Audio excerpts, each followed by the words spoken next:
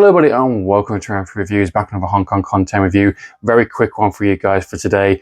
Not much to really say ultimately about this film, but I think it's noteworthy being the fact it's getting a UK release, high definition release from 88 Films very soon. It's been certified on the BBFC website, rated 15, and at some point they'll do an official announcement with the kind of edition, the packaging. Very curious to see if this has the uncut version, which there is two versions of this film. Now, what am I talking about? I'm talking about Holy Virgin versus the Evil Dead. What a title. Some great kind of artwork as well I've seen. I've used it for my thumbnail as well. The film stars Donnie Yen in one of his early performances, but yet surprisingly not too early performances. I thought this film was one of his very first, but surprisingly after doing a bit of research, he did Tiger Cage 1 and 2, In Line Duty 4, and then not too long after did this film. This film was released in 1991. And after this film, he was going to do Once Upon a Time in China 2, which he played the bad guy in that against Jet Li, which it's a very strange film, in between the hits that he was doing, known for kind of his action martial arts, really kind of becoming a big star on the track to becoming a big star during that kind of time frame. And it's just weird him to do a film like this. But then again, it is a paycheck. It is a kind of campy, weird, kind of, wushu horror kind of film, which they were kind of popular during the kind of late 80s, going into the early 90s. And, this one was just, I guess, just a, hey, fun project. I can turn up, I can do my usual kind of stigma, and I can leave, essentially. This film is directed by Tony Lee Koo, who has done a lot of movies that I have not seen, mainly kind of films that I've on my list for quite some time. I've not got proper releases, down to kind of, I don't know, maybe the hard access, maybe they're kind of just very specific kind of films that just require like a studio like 88 film release to get them done. But a lot of these films I'm aware of, but I've just not got a chance to watch them. This is my very first film of that director.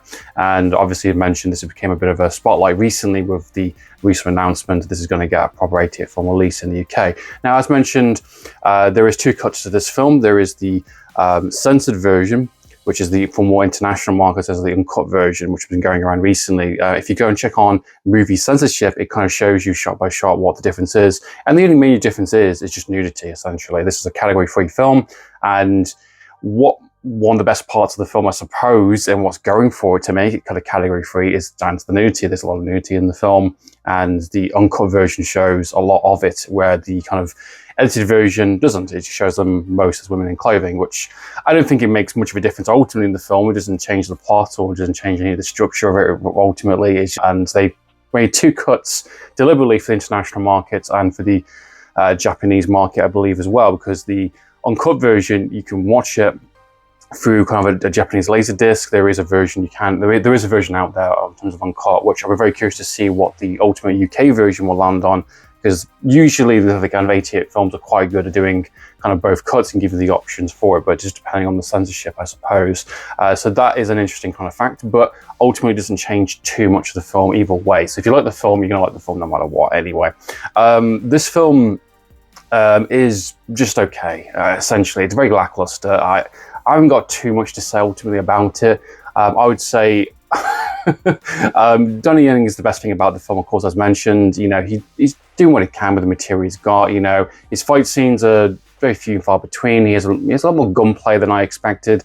The film starts off as a kind of straight into the kind of the battle, this kind of wushu kind of, moon monster kind of king, this guy's divulging kind of women and kind of people, and just, there's a kind of a ritual going on with this kind of, prophecy kind of thing, with this kind of like when the moon turns red, this moon monster comes out and they're trying to give it power and source, and they need to go to a very specific kind of person to kind of retain that power. And it's very misleading in terms of the title, and the ultimate story is just kind of a bit messy and not particularly that interesting ultimately. It starts off pretty fast-paced and strong, and then just becomes a bit dull and a bit boring, and nothing really works about the film ultimately. Performances are fine.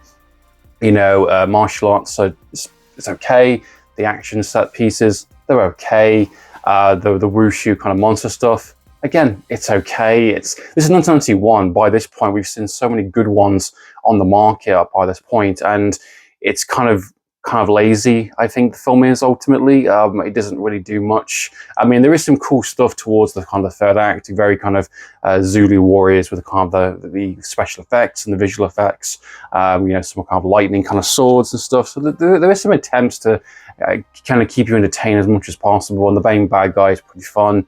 What he's trying to do, again, Donnie Yen is trying to do what he can with the material he's got. What I would recommend instead of watching this film or potentially buying the film, if you want to watch something that offers all of this in the package, and you want to have some big stars, and you want to have some great kind of wushu stuff, and you want to have some horror, you want to have some action, I recommend another film, guys.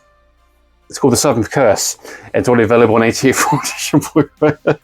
and this film came out in, when did it come out? This came out in 1986. And this does everything that this film does, but to a much better degree. So go and watch this film instead, guys. Yeah, Holy Virgin. There is no Holy Virgin in the film. Not that I catched anyway in terms of the kind of subtitles, or, you know, all the women of the film are definitely virgins. And the Evil Dead aspect, I'm not really sure why that's associated. It's a title to grab your attention and to kind of get you, ooh, this could be interesting, or this could be kind of like, you know, one to check out, category 3, ooh, kind of thing. It's none of that, guys. It's very tame. It's very weak.